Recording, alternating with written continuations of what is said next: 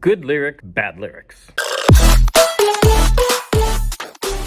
Hi, welcome to Good Lyrics, Bad Lyrics number 7. I'm Garage Geek. Today we are going to be looking, I had to write it down because the internet is out at my school. So today we're going to be looking at a song by Carly Simon called That's the Way I've Always Heard It Should Be. Now I was driving to my local record store and this song came up in a playlist and I just immediately became emotionally involved with this song, emotionally entangled because the lyrics are so good, and this is another instance where the singing really captures the mood of the lyrics, which are very cold and very, very dark. Now, this is an example of a song that shows middle or high class angst. People should have happiness because they have everything that money can afford, but they end up being just as miserable as other people. So we're going to look at two parts of the song. So the first is the very beginning of the song. It reads, "My father sits at night with no lights on. His cigarette glows in the dark. His cigarette glows in the dark. The living room is still. I walk by, no remark. I tiptoe past the master bedroom where my mother reads her magazines." Even though they live in a very high-class house, how do I know this? She tiptoes past the master bedroom. Now, that I'm also going to talk about that, the phrasing of that in a second. But this is a high-class house. It's probably a type of mansion. But the parents are separated, and there's very little communication. The narrator in this song is trying to decide whether to start a relationship. So she is older, probably at least 18. Her father and mother are estranged. The father sits in the living room, possibly downstairs, and the mother is upstairs. The father is sitting in the dark, and all you can see from him is the glow of his cigarette. It's a very beautiful image for something very dark. Literally. No sound is coming from there, not even a greeting to the child who is walking by. So you can tell that the person who is living in this house with these parents is used to a coldness and a stillness where there should be love and vibrance. Now, as she walks past the master bedroom, she tiptoes. Now, there could be a couple reasons why she tiptoes. One, she doesn't want to alert the mother to the fact that she's there. She wants to be invisible.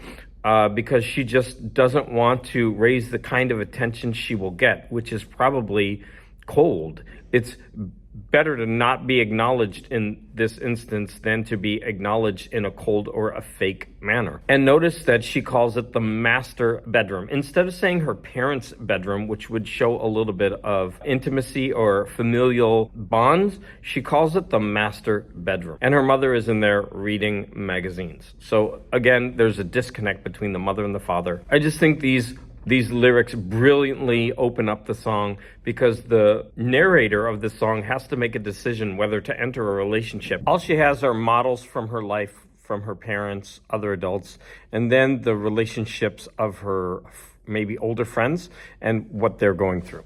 Now let's look at another line from later in the song. "The couples cling and claw and drown in love's debris." So I love a bit of alliteration. So we've got couples cling and claw. So within that line, you have people who love each other and they cling to each other.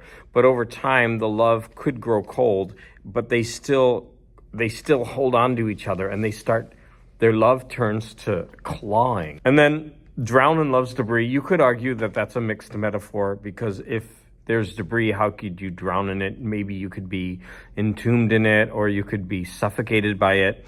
But I'm going to forgive that because I love the line. So what turns out to be love later becomes clinging that is so overpowering that you feel suffocated. Beautiful line. Today's bad lyrics, we are going to focus on the song Iron Man by Black Sabbath.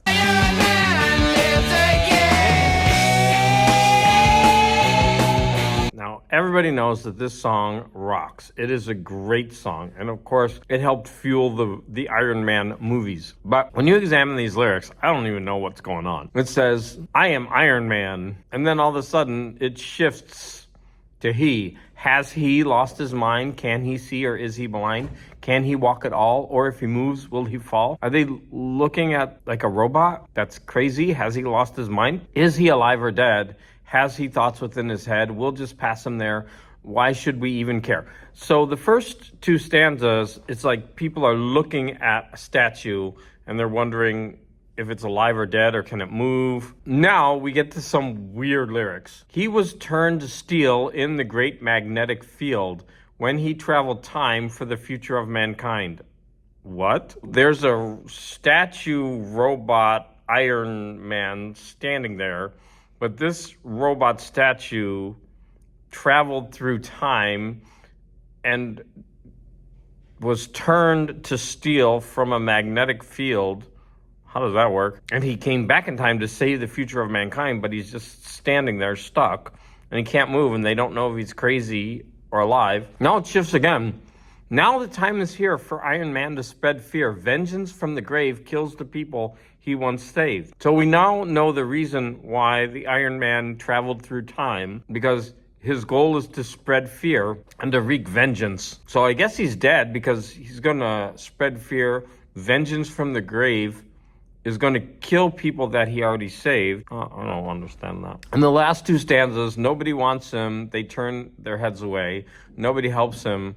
Now he has his revenge. So by being ignored and scared, he gets his revenge now? Or does he get his revenge and that leads everybody to run away from him and be scared? On the last stanza, heavy boots of lead fills his victims full of dread.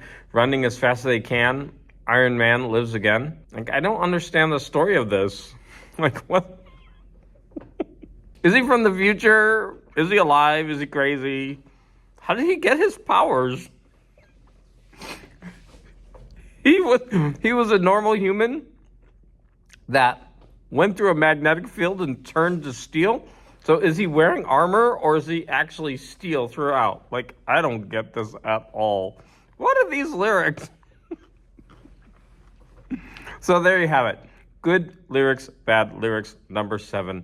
Any comments you have, please leave them in the box. If you understand the story of Iron Man and I'm totally off, would you please write what the story is so that I can understand it better? Maybe I'm totally wrong. Maybe I'm just dumb and I don't know how to interpret these lyrics. So according to the internet, I'm going to quote, "It's about a man who goes into the future and witnesses the apocalypse. Going back to his own time, he encounters a rogue magnetic field which turns him into a mute steel creature. Unable to talk, he still tries to warn people about the impending end of the world, but is only mocked for his troubles." I still think there are elements of this story that aren't explained, because where does the vengeance part come in? So because he's mocked and not listened, he gets revenge because everyone will die in the apocalypse and they're going to get what they deserve. I just feel this song should have gone through a couple more drafts to make it more cohesive. It does have a great beat and it does rhyme. It's got stanzas and poetry, but I just think the writing could have been solidified more and this story would have been more cohesive. Just my opinion.